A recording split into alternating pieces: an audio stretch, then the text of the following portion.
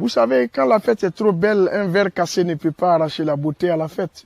Donc il ne faudrait pas que on prenne un petit dérapage pour en faire une polémique. Sinon, cela risque de voler la vedette à tout ce qui a été mis pendant les 5 jours.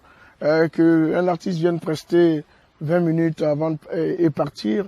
Bon, ça dépend aussi de la manière de comprendre de chacun. Donc, je vais pas m'épiloguer, je vais pas m'étendre dessus. Je crois qu'il y a tellement de choses belles, tellement de choses importantes à parler, à dire. Je voulais prendre à témoin les patrons de RFI, de France 24 et de Jeune Afrique. Moi, dans mon entendement, les journalistes sont censés relayer la vérité, la réalité. Et ne devraient pas écrire des choses, dire des choses, parce qu'ils ont des attaches, des amitiés avec certains, au détriment des autres.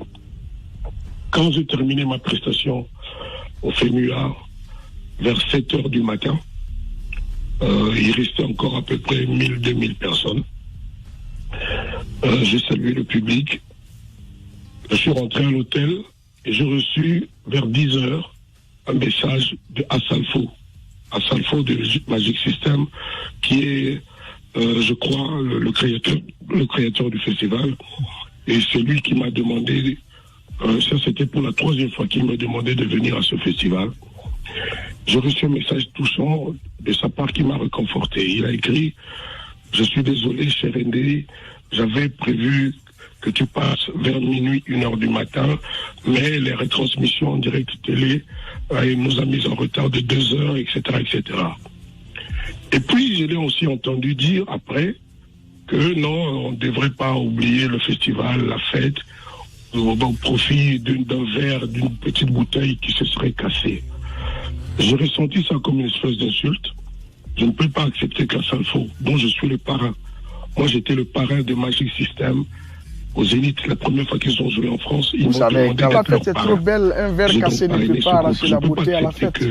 Donc il ne faudrait pas que on prenne un petit dérapage pour en faire une polémique. Sinon, cela risque de voler la vedette à tout ce qui a été mis pendant les 5 jours. Qu'un artiste vienne prester 20 minutes avant et partir. Bon, ça dépend aussi de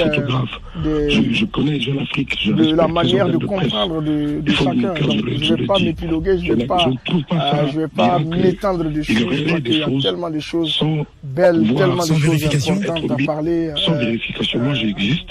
Personne ne m'a appelé, personne ne m'a demandé mon avis, il ne s'est passé rien du tout. Alors Kofi, certains journalistes... Attends, je veux finir. Alors, j'ai eu un contrat dans lequel il n'y avait pas de durée de prestation. Il y avait une date le 11 septembre, mais on m'a fait jouer le 12 septembre. J'ai joué. Maintenant, le problème, le grief, le grand péché de Kofi Olomide, c'est soi-disant d'avoir joué, soi-disant pendant seulement 20 minutes. Ce qui est faux et archi faux. Mais, moi, devant le juge, devant Dieu, devant les hommes, j'ai dit que non, je suis venu, j'ai presté, j'ai honoré mon contrat. Du 11 septembre, je l'ai honoré le 12 septembre, sans que quiconque m'ait demandé de le faire quand même. Je suis arrivé à Abidjan. Vous savez, quand la fête est trop belle, un verre cassé ne peut pas arracher la beauté à la fête. Donc il ne faudrait pas qu'on prenne un petit dérapage pour en faire une polémique. Sinon, cela risque de voler la vedette à tout ce qui a été mis pendant les 5 jours. Qu'un artiste vienne prester 20 minutes avant et partir. Bon, ça dépend aussi de la manière de comprendre de chacun. Donc, je vais pas m'épiloguer, je vais pas m'étendre dessus. Je crois qu'il y a tellement de choses belles, tellement de choses importantes à parler, à dire aux gens.